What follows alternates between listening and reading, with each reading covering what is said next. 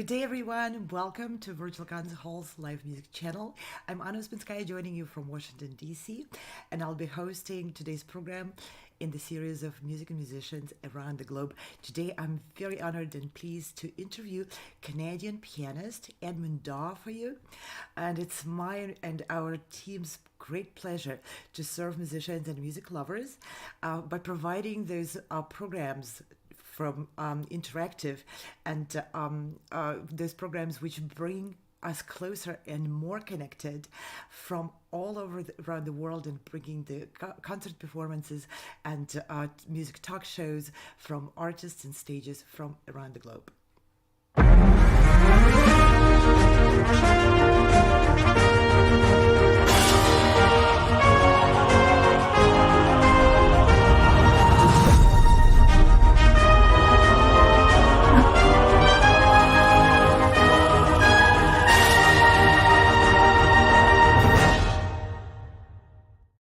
The season started already, and it's a very exciting season.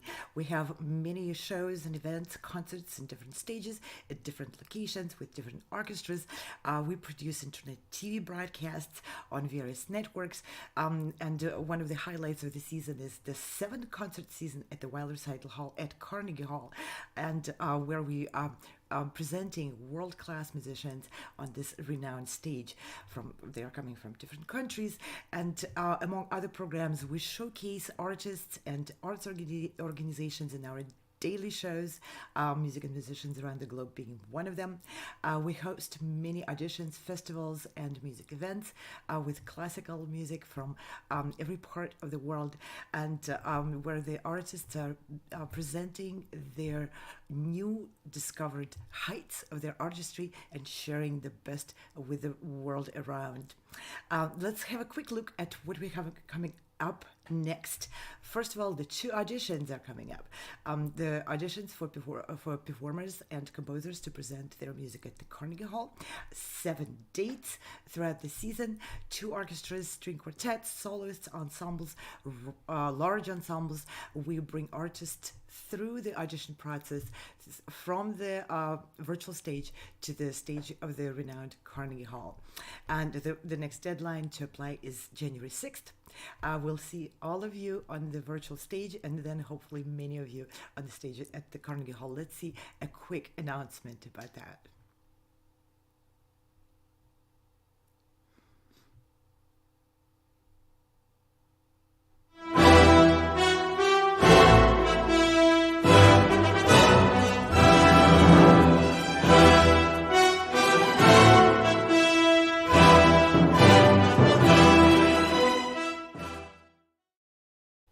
And next on our agenda is the auditions for Call Orchestra project in its 3rd season.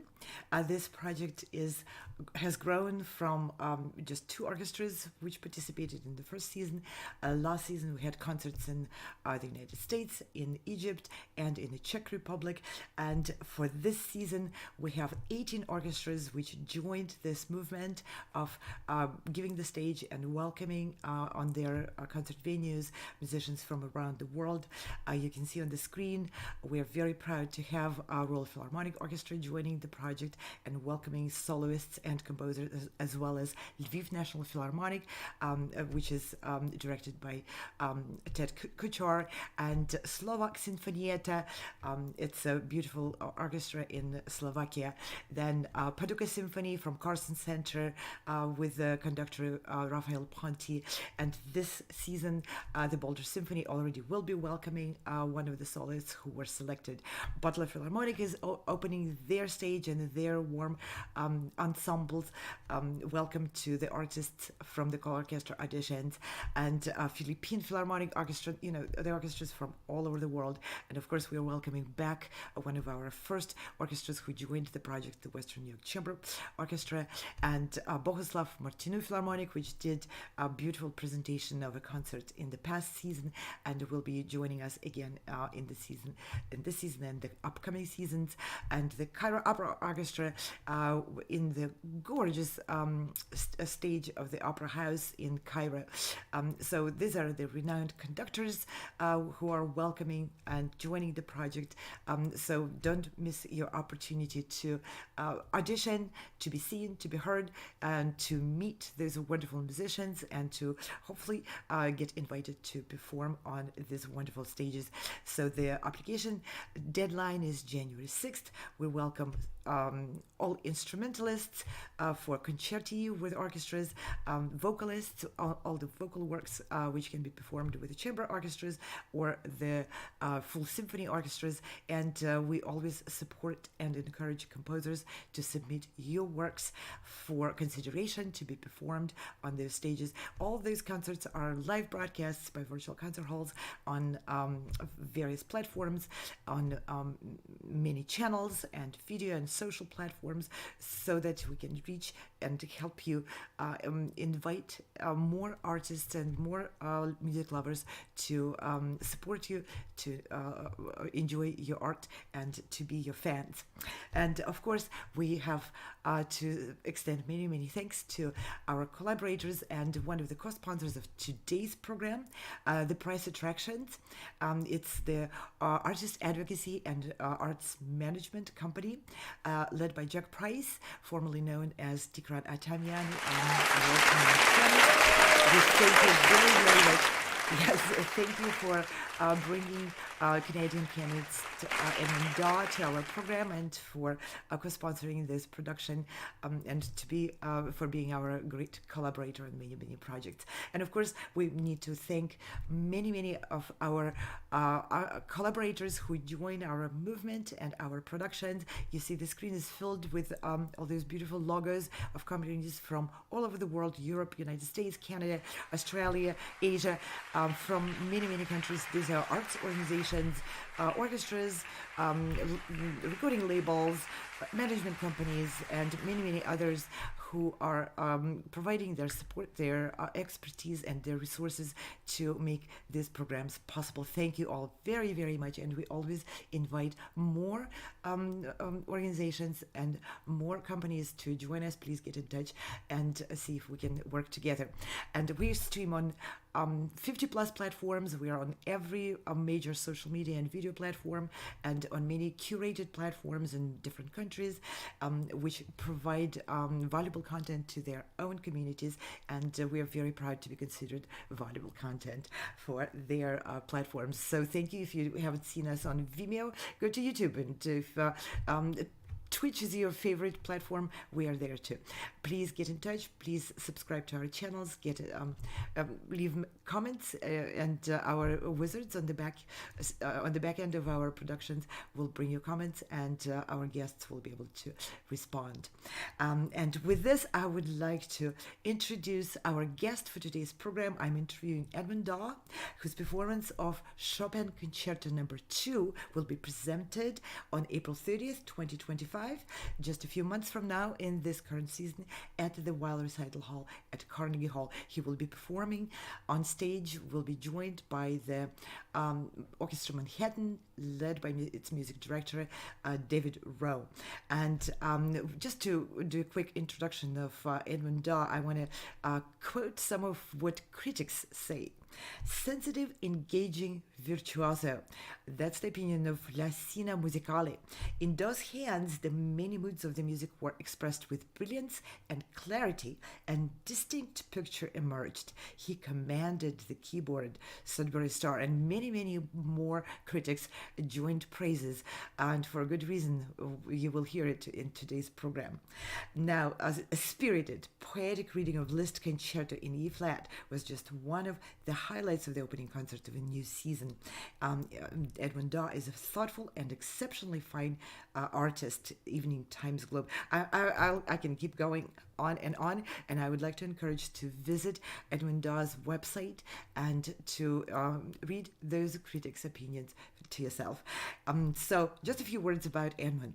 He is a Canada's classical uh, music publication, La Scena Musicale, has described Edmund Dawe playing as, I quoted, sensitive, engaging, and a virtuoso. He has garnered international praise for his technical command of the piano and compelling interpretations.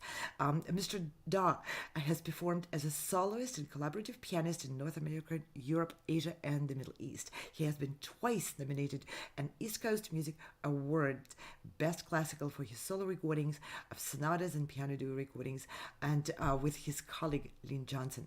These recordings and other performances have been featured in numerous broadcasts in Canada, as well as Chicago WFMT and New York's WQXR. Those are really important and very prestigious radio stations. I listen to them myself. They all the time just present the best, absolute best of the classical music. In addition, his artistry has been recognized by numerous grants and awards from the Canada Council for the Arts, the Department of Foreign Affairs and International Trade, provincial arts councils, and the Foundation to Assist Canadian Talent. Edmund has held academic and administrative appointments in several leading Canadian universities with prestigious awards for his performing, teaching, and university service. Most recently, he served as Dean of the Dusseltals Faculty of Music at the University of Manitoba. Edmund led the Dusseltals Faculty of Music through a period of innovative program development, and that's a very important part of his career and his approach to being an artist, and I can't wait to ask Edmund some questions about it. There are numerous festivals, competitions, and other events where Mr. Dawe has been an honorary adjudicator, and the list goes on and on forever. And there are many various other aspects of professional activity which he's engaging in, such as podcasts for teachers with various instructions, and it's an ocean of input into the development and furtherment of classical music and piano art and piano education, which he has been carrying on for his entire career.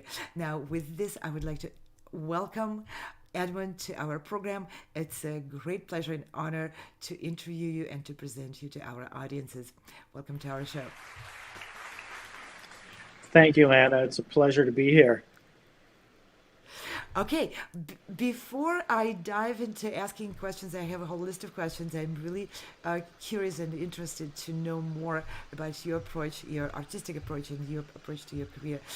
I would like to let people and let our audiences to meet you in your first and foremost capacity as a performing pianist.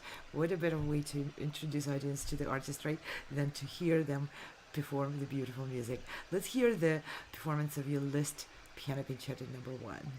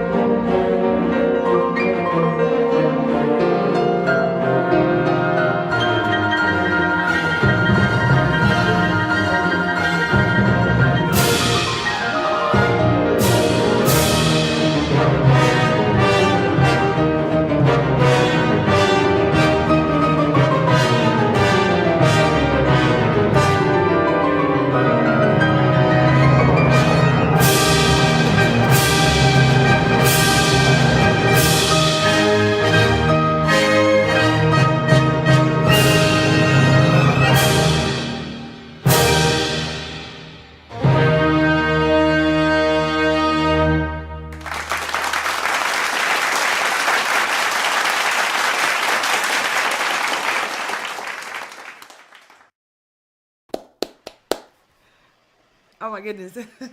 What an exhilarating ending to it. That was really brilliant. Thank you for Thank bringing you. this. Thank you.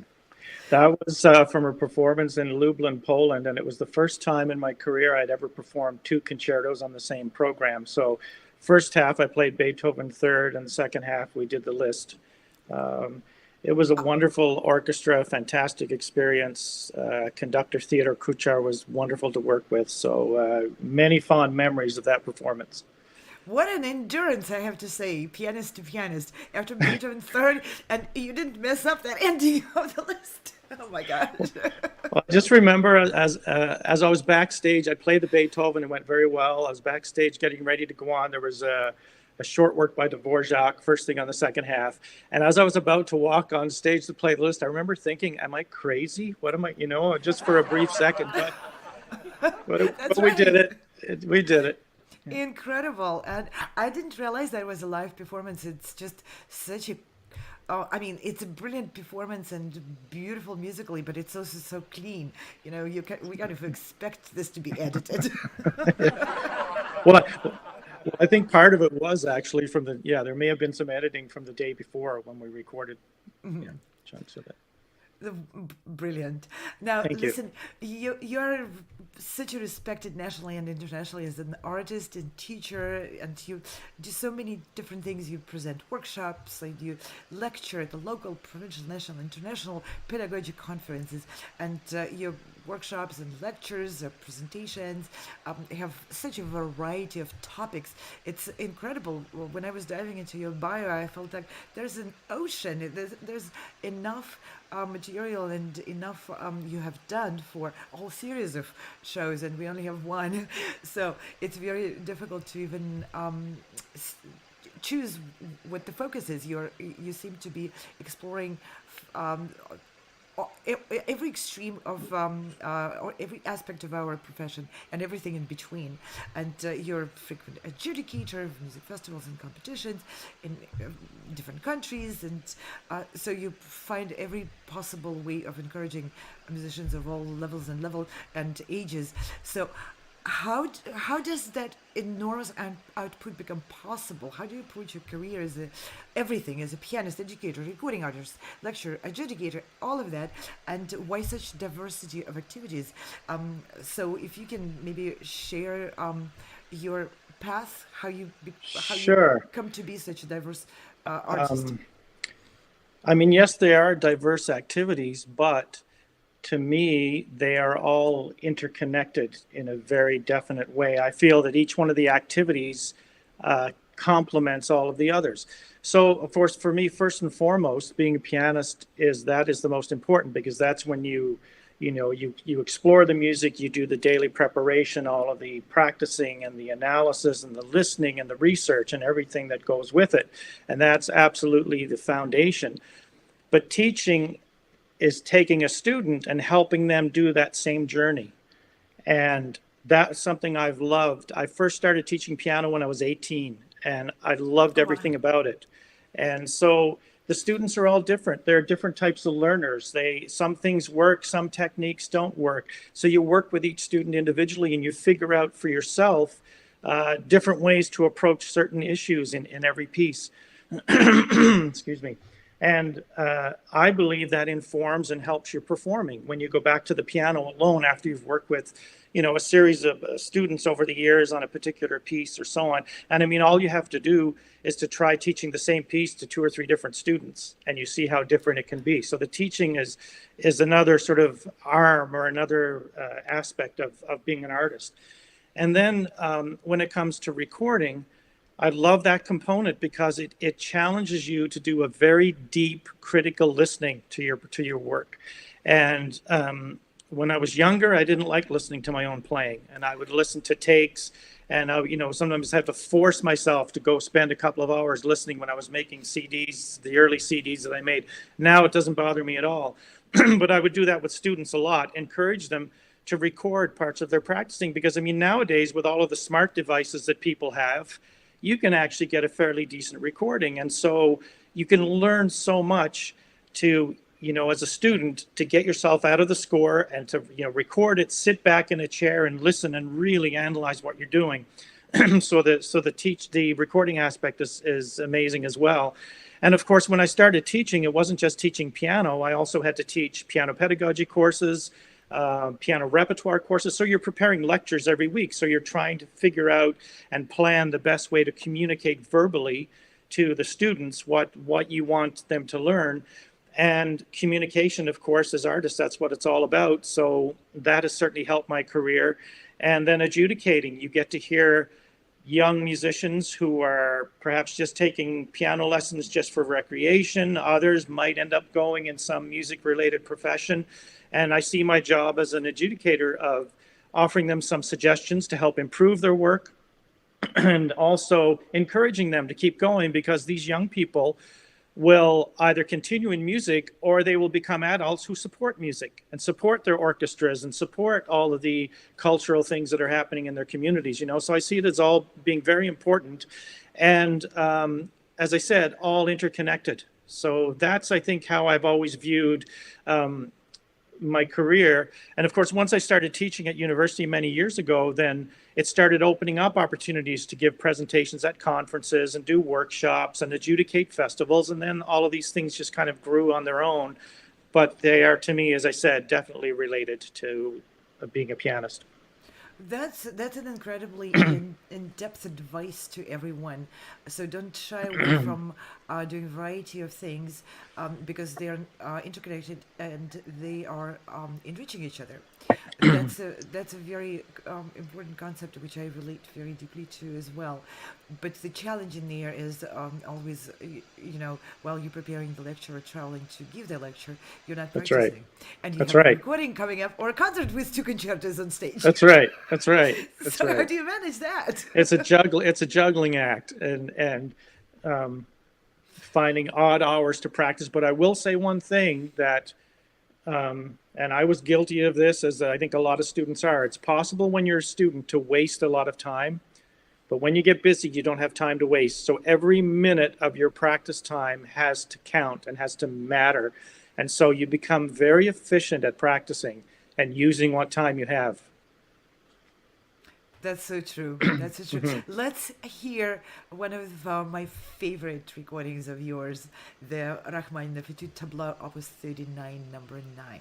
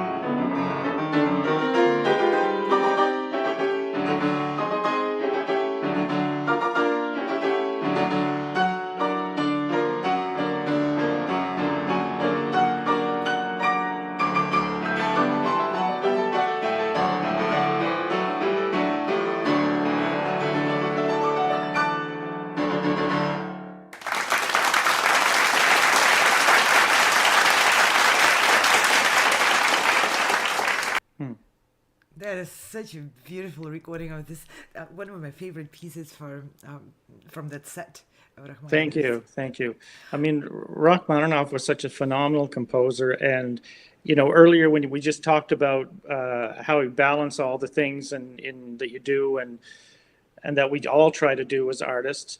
And Rachmaninoff had the most phenomenal work ethic. I mean, I remember some years ago when I was doing research at the Library of Congress, the Rachmaninoff archives at the Library of Congress, which if you've never been, any performer I would highly recommend. Because Rachmaninoff, I think, was a bit of a pack rat, and he kept every piece of correspondence, lots of interesting notes. And I was curious. I was looking for information about his ideas on performing, on teaching, his own experiences as a student.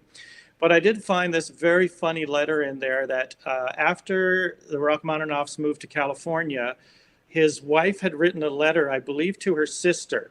So Rachmaninoff was known for hours and hours and hours of slow practice, where you would hardly recognize what he was playing. It was so slow. So what I read in one of the letters was one of the grandchildren was visiting, and grandfather was in the music room practicing all day, and the little guy was running around the house, and apparently late in the afternoon he walked up to his grandmother and said, "Does my grandfather know any fast pieces?" These pieces are some of the fastest ever written, right? Yeah, and then I think his wife made a comment that there were some concerts, if she happened to attend one of his performances, there were times when she was so nervous because she couldn't actually remember if she'd actually heard him play it up to speed when he was practicing. But he was one of the most phenomenal pianists. And I remember reading in the archives that someone once asked him, the whole argument whether it's heredity versus environment, whether that will make you successful, either the talent you're born with or the environment you grew up in where you were nurtured. And he said, yeah, both of them, absolutely. But he made this comment that I'll never forget. He said, I also consider the ability to work hard to be a talent. And he said, some students have it and some students don't have it quite so much, but he considered the ability to do hard work an actual talent, which I'd never heard anybody express it that way before. And it's stuck with me for all these years, and it's so true. Yes, it Yeah. is so true. And Yeah. this is such an incredible insight into Rachmaninoff, who actually had a revolutionary path of his own, making over and development more than once in his life. Like That's as a right. younger student of Zverev, he was known for being very lazy and wasteful with his That's right. time, and and so forth. Yeah, I really appreciate you diving into Rachmaninoff's story, because I think it's a very, very educational and telling story of artist changing his attitude, sometimes 180 degrees in the That's right. course of life. Hmm. Yeah. Very interesting. But I really love that performance of the Rachmaninoff Etude, viewers. For my own personal artistic reasons, a lot of times people overplay the dramatic effects of that etude and overplay the tempos, and then the incredible polyphony of Rachmaninoff's writing gets lost. And Yeah. I really, Yeah. really love how you bring out all the voices. To me, Rachmaninoff's music is more akin to Bach's than Yes. to Chinese. Yes. Yeah. I And I mean, they love that you they bring had that. they had incredible training. I mean, when he talked about in the archives, he talked about some of the exams they had, in Moscow as a student, and the assignments they were given in the final exams and the counterpoint they had to write, and the amount they had to do during the exam was just mind-boggling. Little wonder that only a small number would actually pass and go on to do great things, because the standards were absolutely amazing. That's right. Well, I have another question. Sure. A lot of musicians, young and middle-aged and older musicians, share that, oh, okay, well, aspiration and dreams of coming into this profession to begin with uh, Yeah. did or did not quite match what happened in the course of the years. Now, how is it turning out to you? You're in the middle of your career, of course. Um, what are the differences between the expectations you had when you entered the path of becoming a professional musician, and how is it turning out? Well, that's an interesting question because it was, certainly wasn't. I don't know if it's the common path. You know, someone shows a lot of talent as a child. They have lessons. They enter competitions, and then they start a career. So my first few years of lessons, I've referred to them as recreational piano, because I saw that. I had a lovely person from my home community who came to our school to teach music, and she gave me lessons. We used a very old, outdated piano method series that wasn't very good. But anyway, when I was 14 years old, I was fortunate enough to be accepted into the studio of a very well-known teacher by the name of Andreas Barban in St. John's, Newfoundland. And that's where I consider my formal classical studies began. So that's when I started delving into classical music and working on, technical exercises and etudes and so on. So by the time I went to university, my goal at the time, actually, I knew I wanted to complete an education degree as well, because at the time I wanted to be a high school music teacher. And after my first year, some very exciting things started to happen in my piano playing. So in my second year, I played a full recital, and I played some really difficult music at that time, including, Liszt Hungarian Rhapsody No. 6 and lots of other pieces. And then I started thinking, well, perhaps I'll keep going and go to graduate school, and because then I became more interested in being a university professor. So I kept going. I graduated from Memorial University. I went off to Western. It was then called the University of Western Ontario. It's now called Western University. And there I studied with Ronald Turini, and he was one of the pupils of Vladimir Horowitz back in the 1950s and 60s. And in fact, Horowitz often referred to him as his best student. And he studied, I think, for probably 6 years or so with Horowitz, and then did very well in competitions. He was an outstanding teacher. I learned so much from him. I did my master's degree there. I went on and completed a doctorate at the University of British Columbia. And then after British Columbia, I ended up going back to my undergraduate university and started my teaching career there. And at Memorial University, Maureen Volk was a graduate from Juilliard, and Neil Van Allen had come back to Newfoundland from England. They were my two main piano teachers, and they had a huge influence on my development in my early years.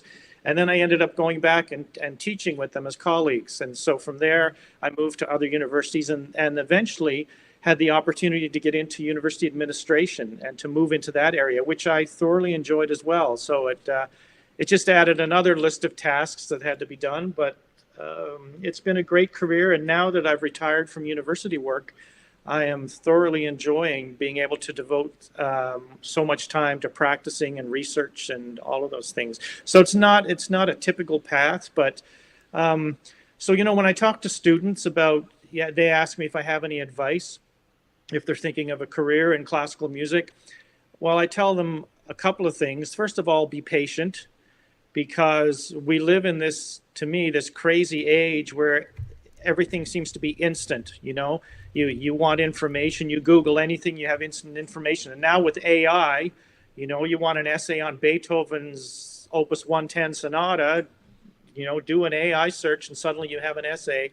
It's a completely different world. But learning Beethoven's Third Concerto or Liszt's Piano Concerto No. 1, you use the same practice techniques on a very similar instrument that people used 100 years ago. Just because I have YouTube or whatever, it doesn't mean I can learn it faster. So I tell students to be patient. The other thing I tell them is to be open-minded, because often when you're young, you think, okay, I want to be a concert pianist, I want to be a violinist, I want to play in an orchestra, and that's fine. But there are so many options for careers. And if you were to Google career options for classical musicians, the list that would come up is amazing. And look what you and your colleagues are doing, using technology to bring music from all over the world to people all over the world, right? There's so many areas to get into. So I encourage them also to be open-minded, because as it has happened to me, you just never know where life's going to take you and what opportunities will arise. Absolutely, that is such an important advice. I hope everyone is listening and taking note. I definitely am, and it's so true about my career and many great artists I know. Now, speaking of Beethoven, we have a surprise for everyone to hear. But before we hear that surprise, I have one more question I just want to ask you. What is the best part for you personally in being a musician? And in the reverse, what is the worst? Well, let's start with the worst. The worst for me is having to play on different instruments every time. Over the years I played a lot with a violinist and worked a lot with singers, and we would be traveling, and I would always say, you are so fortunate to carry your instrument with you. You know how it reacts if it's dry, the acoustics are dry. If it's too loud. I never know what I'm going to get, and I can think of a couple of horrible experiences where one year doing a concert tour, and I was opening with the Mozart A minor sonata K310, and I didn't have much time on the piano beforehand.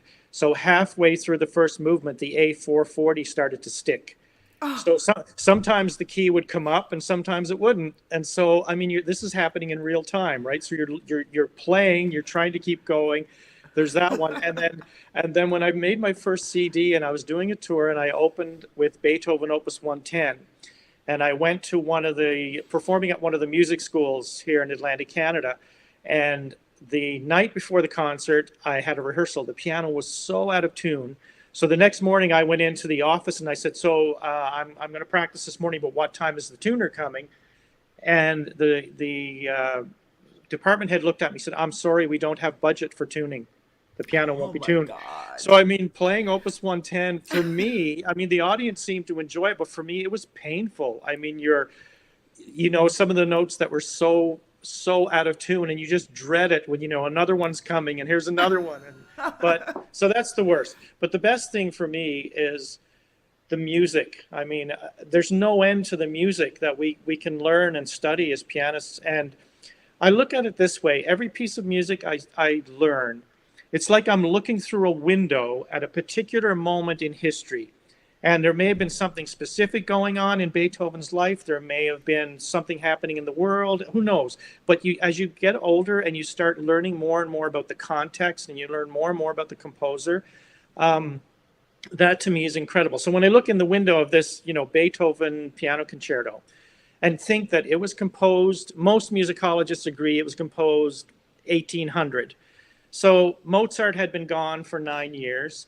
Haydn's oratorio, The Creation, had just premiered the year before. So you have Haydn and Mozart, who are the pinnacle of the classical period. And then when you look at, I think the excerpt we have starts just before the cadenza and goes to the end of the first movement. And you look at what Beethoven was doing in 1800. Here he is, 30 years old, how he's writing for the piano. He's doing things that the Romantic composers are just going to run with. Like he's treating the piano as an orchestra. He's writing this type of passage work that people had just never written before, these brilliant virtuoso arpeggios and so on. And yet at other times it can sound very classical. So I love looking into these windows and seeing what the composers have done. So getting back to that concert in Poland, what I should have explained at the beginning was we rehearsed, and then the day before the concert, which I'd never done before, we recorded both concertos, Beethoven in the morning, Liszt in the afternoon, and we performed both the following night. But I was very happy. Like the ending of the Liszt, I think we got most of that in one take, and we were able to get huge chunks of both concertos, and so I was very happy to have this recording of that performance. But anyway. So if you want to have a listen to that Beethoven, we can look into that window. Let's look into that window of Beethoven and your marvelous performance of the Piano Concerto Number 3. Let's hear that clip.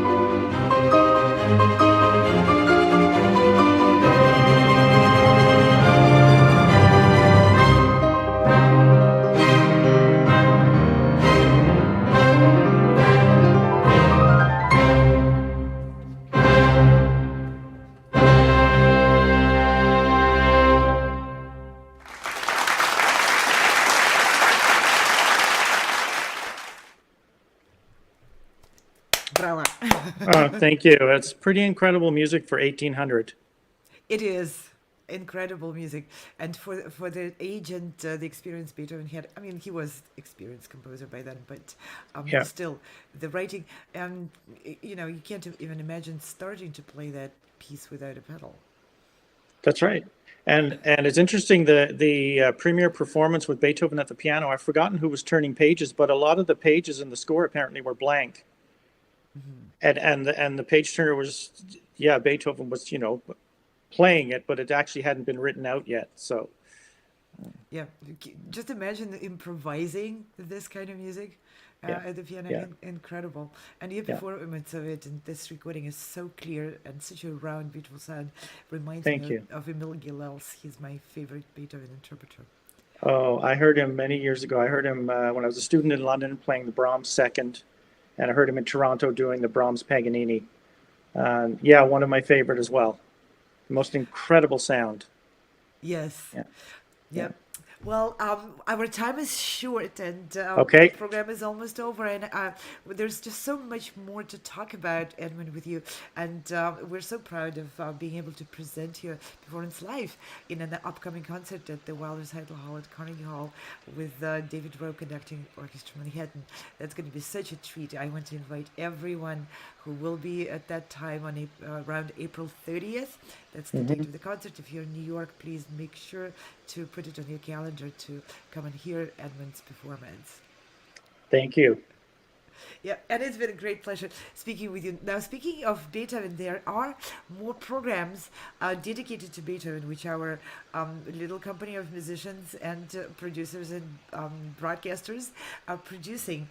And I want to introduce and remind everyone that we've had the season going last season, and we will be continuing with the Magnificent Nine, all Beethoven symphonies put to film.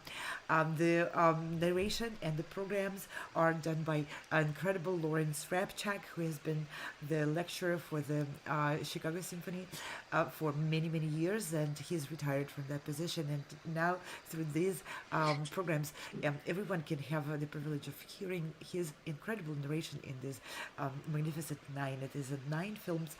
We're almost done with the last Ninth Symphony, and these shows go weekly, where I, myself, and my collaborator, pianist Chris Au, are discussing parts of those lecture shows, films.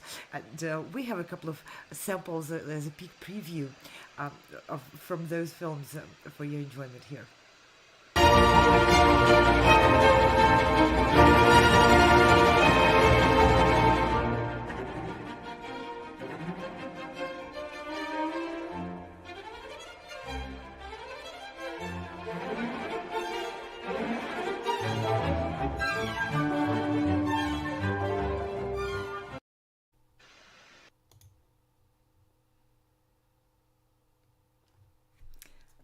And one more little sample.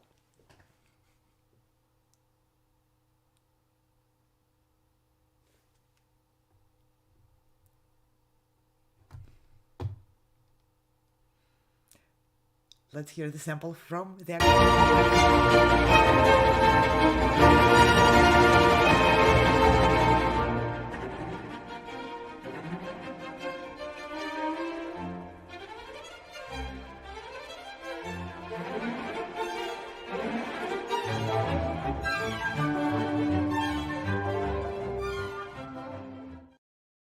And so it is terse, it is compact. Its dynamic energy is concentrated into a mere 9.5 minutes of music, the shortest opening movement of Beethoven's 9 symphonies. And it's all the more stunning because of the bold, unprecedented way in which it begins.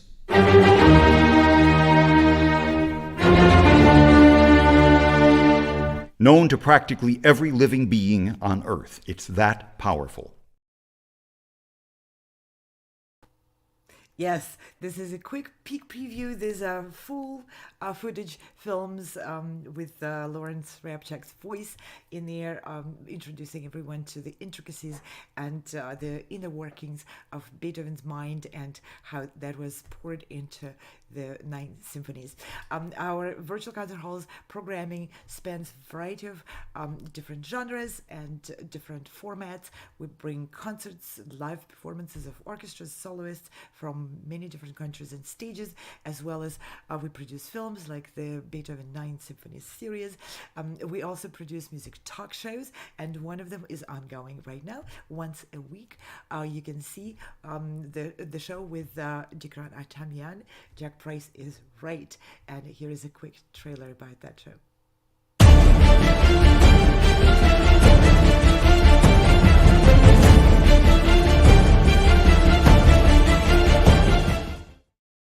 Yes, and if you'd like to interact with Mr. Price on that show and his partner in presenting the show, Jennifer Savage, please tune in and leave a comment. Our producers and directors of the show will bring your comments to the screen, and the hosts and the guests of the show will be able to interact with you.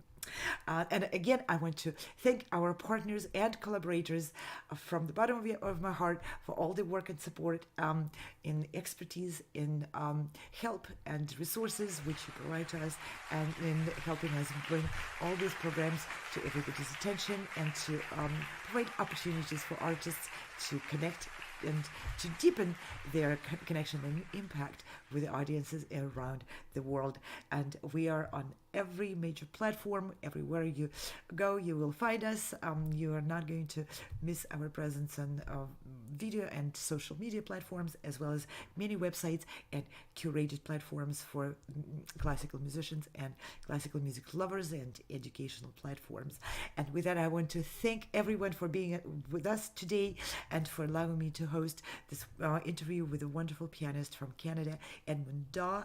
And many, many thanks to our fabulous team of professional musicians who added this additional skill to their set of skills, and who are supporting these programs with bringing these programs to you and directing the shows. And many, many thanks to Christian Palagi, who is a accordion player, an incredible musician, and the show director for today's show. Thank you all very much. With this, I will see you just in a couple of days in the ongoing auditions for the performances at the Carnegie Hall. We have 3 days of auditions. Saturday, Sunday, and Monday will be on, and we invite everyone to be part of this program and support us through your engagement. Thank you all. See you soon. Bye.